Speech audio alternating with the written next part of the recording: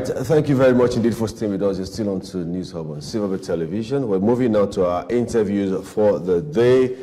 We start with, of course, David. UNGA, 70th UNGA. All right. Yeah. So very, very important conversation we're looking forward to having right about now, which borders around our position as a country at the 78th United Nations General Assembly, where Nigeria is seeking 79th General Assembly, where Nigeria is seeking a permanent seat in the Security Council, and then also seeking debt forgiveness. Now, I'm sure you would also want to ask if indeed Nigeria is qualified for debt forgiveness, or maybe qualified to be a member of the United Nations Security Council. Big concerns we're looking at today on the show. Okay. All right, we're being joined now virtually by our guest all the way from the United States, Mr. Babatunde Erinjogunola. Is a policy and financial consultant. Mr. Erinjogunola, thank you so much for joining us today. Thank you for having me. Good morning. All right, this is not the first time that Africa and indeed Nigeria has been pushing for a permanent seat at the United Nations Security Council.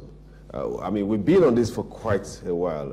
Is this demand at this time? Do you think it will eventually give us what we want?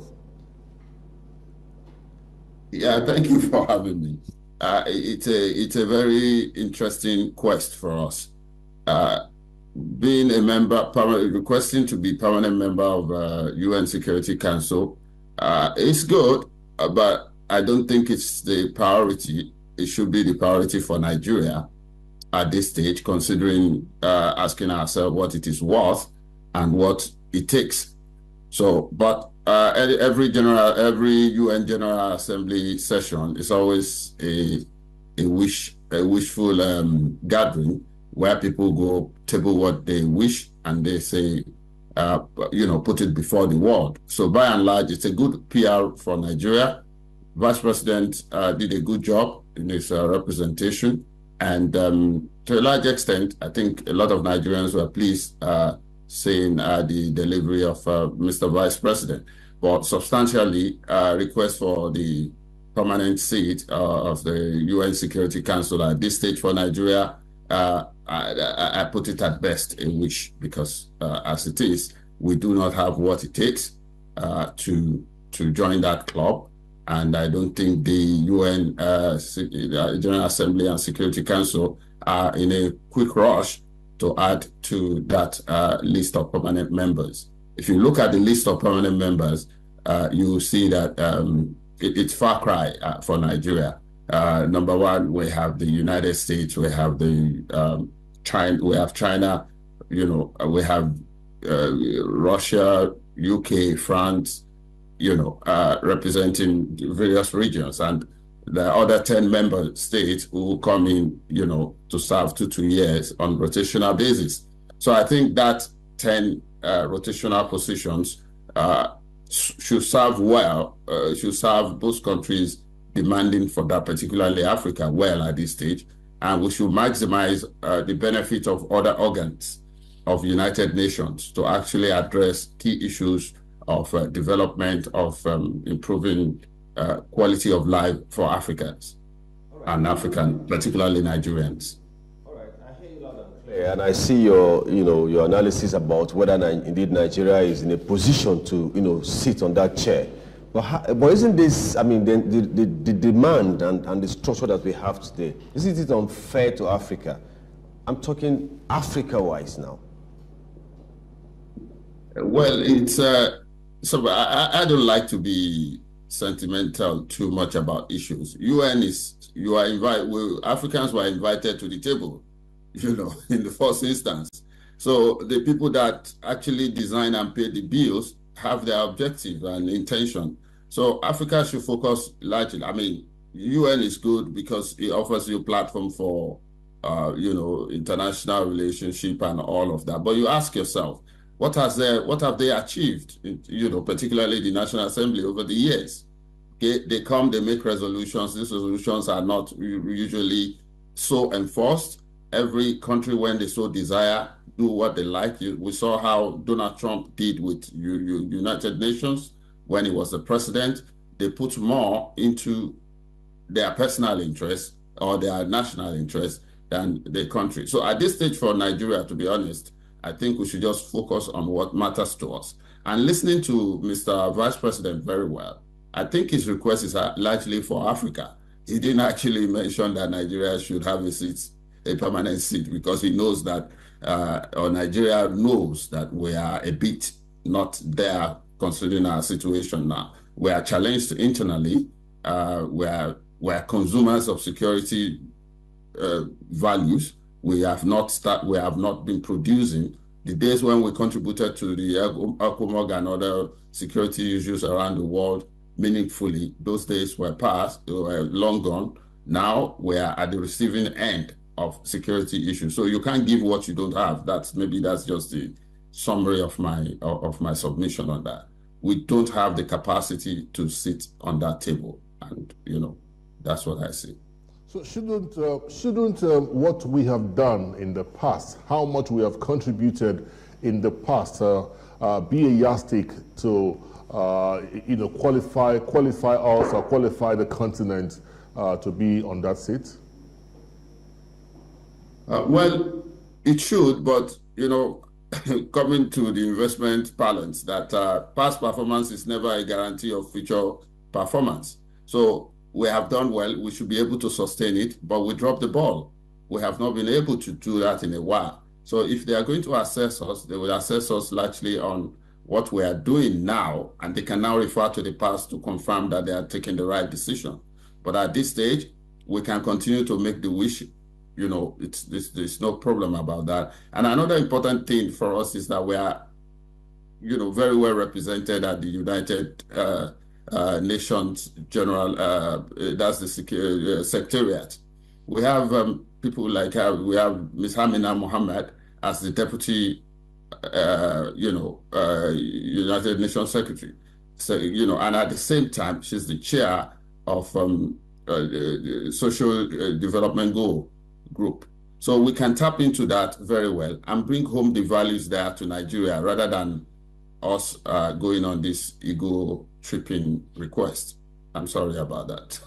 All right, thank you very much indeed. You've talked about the fact that we shouldn't bother so much about a seat, you know, at the Security Council, but we should, you know, bother about all of the other, you know, value and opportunities that could come from being a member of the United Nations.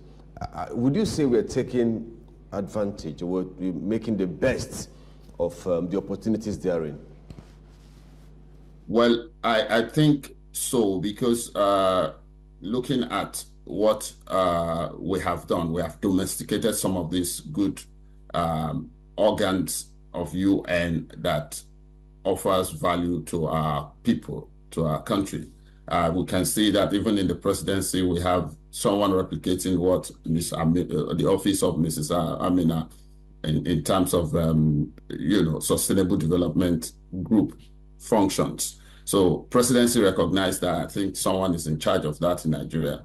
To the extent that they now drill down and do the job, it's what I cannot measure, but good enough. In one of your presentations some minutes ago, we heard that Mr. President is now reviewing performance reports on all of the ministers and ministries. Hopefully, this office will help to, that function will help to assess how we have tapped into the values, look internally, nationally, and internationally, position us to get more by the quality of people the president will now appoint to key positions. So we can take in that and go and ensure that every opportunity for us in the United Nations and any other international engagement, we bring it home and we realize the value, not just by traveling or being part of it or being seen that we're there. It's about what value do we get out of all of these efforts. Are you suggesting that we are having concerns around governance in Nigeria? That's certainly a fact because it's all over it's written on every forehead, on the forehead of many Nigerians, that governance is a gap in their lives.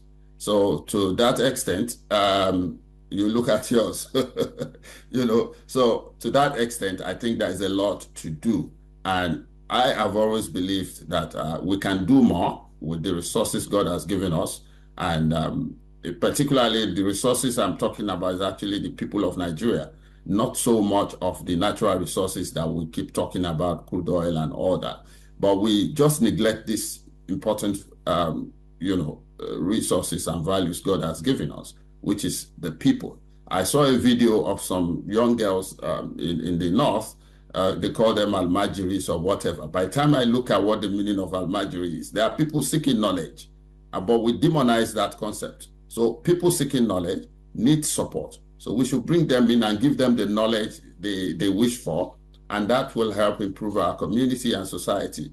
But we neglect we just leave people to survive on their own. And I don't think any serious government should continue in that path. We should, though, after God, we subscribe to government. Government now must know how its people are faring and make sure that all the resources available to us, which is from the people, down to the other resources we have, land, water, and all of that, are harnessed to create value for the people. So governance is a gap, no doubt about that. And we all know that. Let me take you back to the UN, since that's actually our focus today. You talked earlier on about, the reality that we find ourselves today with how the UN functions and how countries, member nations, respond or react, to things, resolutions of the UN. I mean, we've seen, tens of resolutions that countries have just, looked away.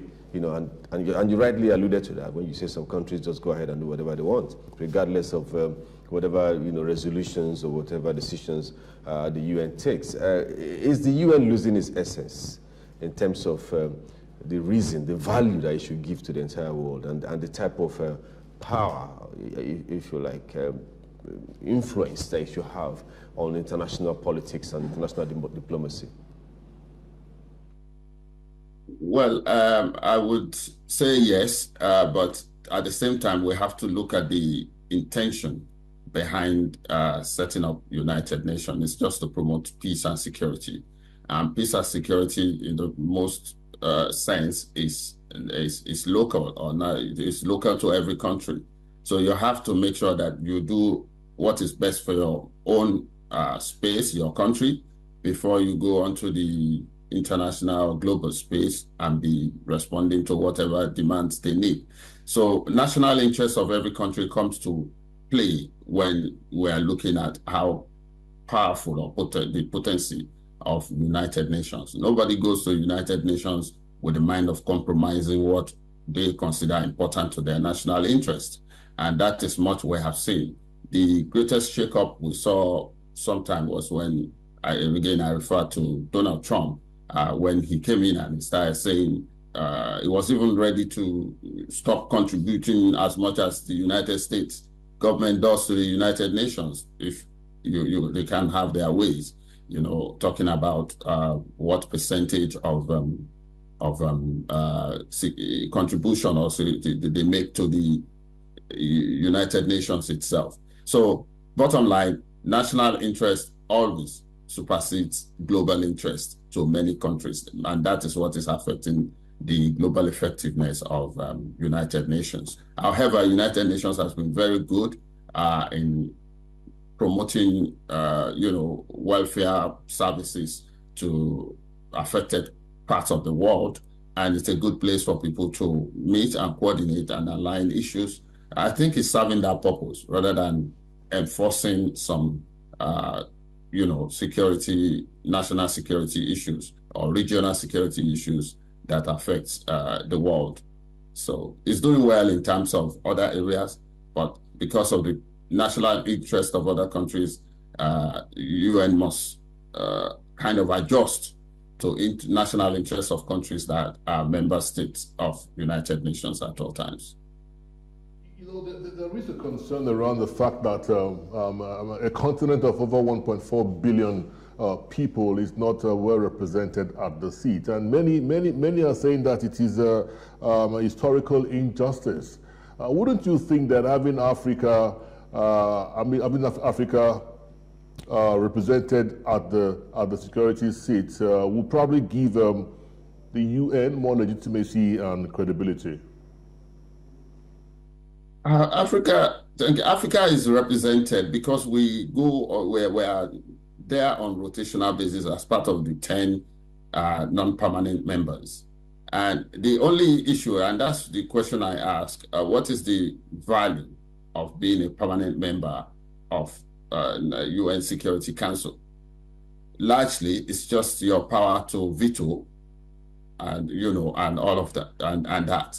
So the question I ask again is that what is the problem of Nigeria or Africa, as we say today, that all that we need is to be going to United Nations and be competing for veto powers and to say this must happen, that must happen. We can do that. We build up from Africa ourselves. We should build our values, and United Nations and the rest of the world will appreciate Africa for who and what we are. You know, but when we neglect core issues to our people, and we are first perceived from what happens to us as Africans, as Nigerians. So I want us to build from the ground up. We just don't go, I don't believe that we should be going just there. It's what we see, what we do. During the days in the 70s, it was 60s when we contributed to the freedom in South Africa, around the world, the ECOMOG, all those things were speaking for themselves. International community started paying attention to us. And they know that all this thing comes with funding. Nigeria paid the bills of all of those things. And naturally, they were coming. I even heard of a story where United States were wondering, how is Nigeria coping with funding ECOMOG? You know, financially, with human resources and military support, you know. They wanted to know more because we were doing the right thing. So we should focus on doing them first, and that will invite them to come to us. Then we can now make a demand that we are now qualified to be on this seat.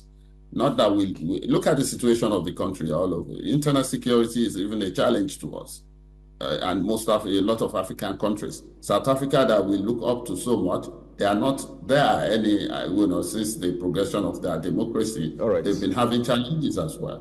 All right. Thank you very much indeed. Time is of the essence. But just before you go, I'd like to take you up on the issue of debt forgiveness that was part of the presentation by the Nigerian government. Very briefly, what's your reaction to that? Thank you. Number one, from what I listened to, it's a request for Africa, not just for Nigeria. Number two, it relates to what we've been talking about. Nigeria does not look like a country that should be asking for debt forgiveness now. We just bought expensive stuff around the world. We paid cash for those things, for our presidency and all of that. So you can't be paying cash, looking so good and all that, and the next thing you are putting a bill before the people that borrowed you money to forgive your debt. Again, we just got debt forgiveness not too long ago. How can you get debt forgiveness from an institution, and in no time, less than 20 years, you are going back there? While you are borrowing, you are going back there to ask that they should still forgive you, debt. So I don't think Nigeria is making that request. It's just for Africa, which, like I said, is a wish list and is always welcome. All right. Thank you very much indeed. We'll be speaking with Mr. Babatunde Erinjogunola. He's a policy and financial consultant. Thank you very much indeed for your time on the show today. Thank you so much for having me.